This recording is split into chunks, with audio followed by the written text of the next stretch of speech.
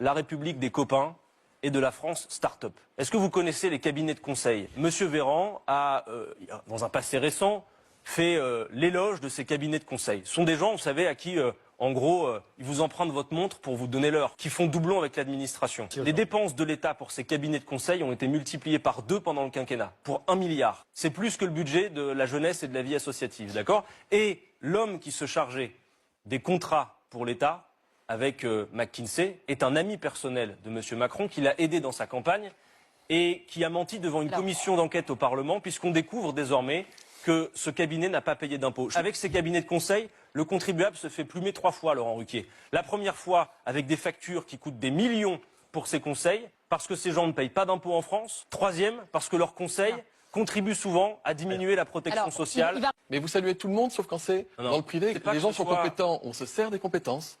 Le problème n'est pas que ce soit privé. Puisqu'on dit qu'ils sont utiles, quelques chiffres pour les téléspectateurs, parce que c'est l'argent public.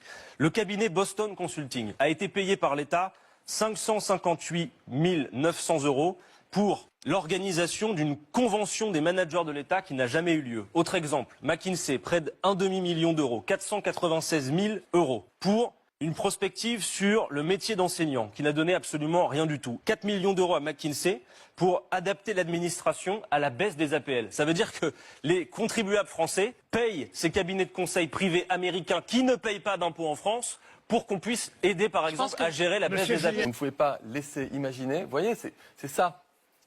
Pardonnez-moi, c'est ça l'un des poisons de la démocratie. Et ça m'énerve un peu. Essayer de faire le lien entre quelqu'un qui connaîtrait le président et le fait qu'on donne des marchés à une société de conseil. Je suis désolé. C'est étonnant que cela vous offusque plus que le fait que ce personnage, qui est un ami de M. Macron, a menti devant une commission à l'Assemblée. Vous valez mieux que ça, j'en suis convaincu. Ça, c'est voilà. Quand vous n'avez plus d'arguments, c'est votre joker.